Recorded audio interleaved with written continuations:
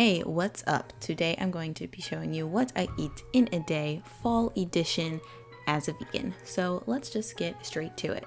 I start out my mornings with what I fondly like to call my hydration station. I over excessively hydrate myself. And today I made myself some matcha. So I use 1 teaspoon of matcha powder, as well as a tablespoon of this coconut milk powder. You can also just use almond milk or another plant-based milk.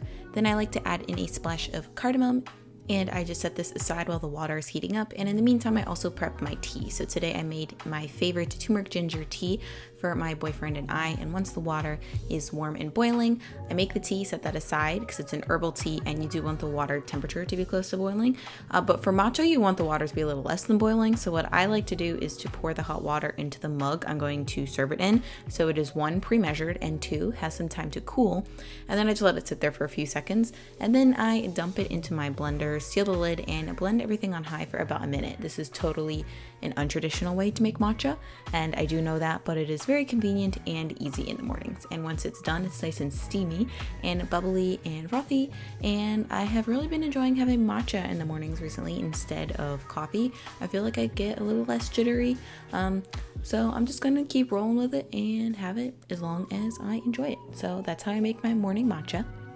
And then I also like to start my day/morning with about 4 cups of water. And recently I've been adding the juice of half of a lemon to it just because I've kind of been struggling with drinking water every morning. But I find when I add lemon juice, I drink it a lot easier. Also, when I add a straw, makes it easier. But yep, you got your water, you got your matcha, you pour yourself a glass of tea, and you're all set to start your morning out with tons of liquid and go to the bathroom a lot. But you know, that's just how I choose to live my life. And then also, right after I have my morning beverages, I usually eat my 5 prunes a day. I've been doing this because they're great for regulating your digestion. And also, I just really like the taste and texture of prunes. They're really juicy and chewy and yummy. And a really great way to get one of your 5 servings of fruit a day. So I have those with my vitamins. And then once I get hungry, I go on and make myself some breakfast. So today I decided to make some creamy cinnamony pumpkin spice oatmeal, and I just put some rolled oats into a pot with a little bit of flaxseed and some pumpkin pie seasoning, as well as a pinch of salt because I do think that's essential. It makes the oats taste better. And then I just add water. I add about 3 times the amount of water per the volume of oats that I use because I like to cook my oats down a lot more. I find that it makes them nice and creamy. So then I just simmered this on the stovetop until it reached the consistency that I like. And oats can get pretty hot when you cook them on the stovetop, so I like to add a splash of plant-based milk after I cook my oats because this cools them down to a more acceptable and enjoyable temperature. So I just stirred in some homemade almond milk there, and then once it's all evenly incorporated, I transfer that into a bowl. And then I top it with whatever my heart desires that day. Today I actually decided to mix in some unsweetened coconut yogurt into my oats. I was craving something a little more refreshing, and I like that the yogurt has a nice tang to it. So I mixed that with my oats, and then I topped it with some of my homemade 3-ingredient pumpkin butter. I just posted the recipe for this on my blog, so I'll link it below. It's no bake, takes 5 minutes, and it's light and fluffy and full of pumpkin flavor. And when you stir it into your oats, they get this really nice pumpkin spice flavor, and that's also really nice and creamy. So yeah, check it out. So I topped it with that, as well as some pomegranate seeds, some pumpkin seeds, and a little sprinkle of hemp hearts, just for fun because I think they look pretty. So that was my morning bowl of breakfast oatmeal. I really like having oats in the fall and colder days in general because I find that they're really cozy and filling, and they can be portable too. You could make overnight oats or take these on the go, put them in a thermos or something. But yep, that was my breakfast. So for lunch, I made myself a kale Waldorf, salad with lentils. I have recently been in the process of re-photographing some of the older recipes on my blog, and I needed to do this one today. So I ended up making it for my blog and then eating the leftovers for lunch. So you start out first by massaging some kale just to wilt it down, make it more easy to digest. And then you pour in some creamy cashew dressing and then massage it again to really tenderize the kale and evenly coat it with the dressing. Then we add in our classic Waldorf salad ingredients, which are some celery, some red grapes, and some apples. Then you're just going to mix all of that together. This recipe is on my blog as well, and the photos aren't updated yet, so you can go ahead and look at the old photos and wait and see until I post the new ones. But the last step is to add in some walnuts. I like to mix half of the walnuts into the salad and then save the other half to coat on top, or to sprinkle, excuse me, on top when I'm ready to serve it.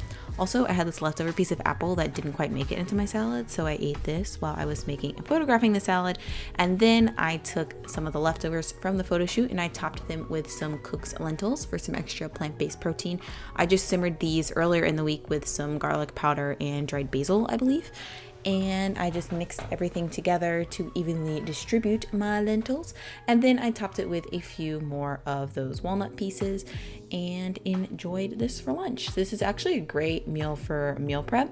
You can massage the kale and add in the other fruits and nuts and just leave it like that, and then just top it with a dressing the day of, so then that way the kale doesn't get as wilted. And this is great with lentils. You could also add my crispy tofu or crispy tempeh on top, but yeah, would highly recommend. Then in the afternoon, I got a little hangry, so I had my current favorite snack of some PB&J rice cakes, which is very simple and very self-explanatory. You just put peanut butter and jelly on a rice cake. Today I used some fruit sweetened raspberry jelly, and it was actually my first time trying it and I liked it. It was nice and tart. And yeah, guys, I just like to lay it on thick and enjoy it, and it's crunchy and nostalgic because of the PB&J combo, and I actually had 2 of these because they were really good.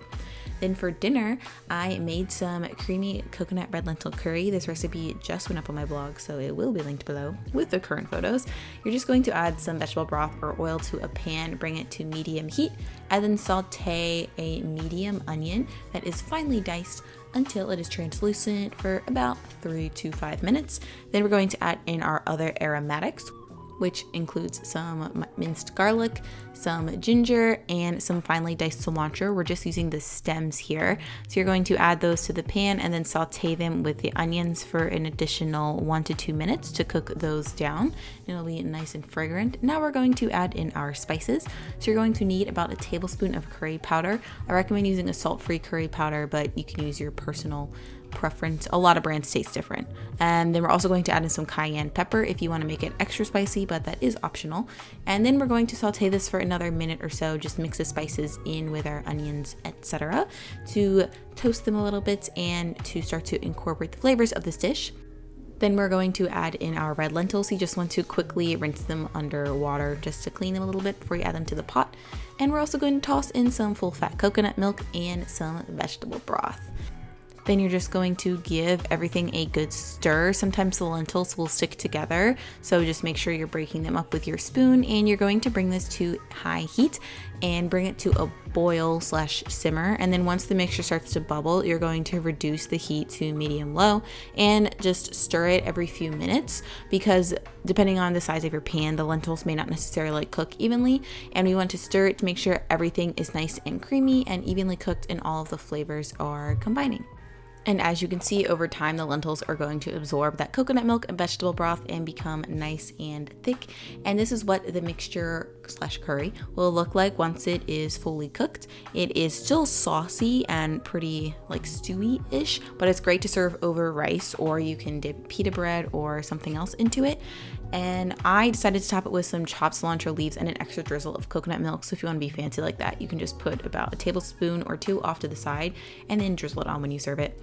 This is what my serving bowl actually looked like. I did have a little more after that, but I just topped it with some air fried broccoli and some more fresh cilantro, and it was really yummy and delicious.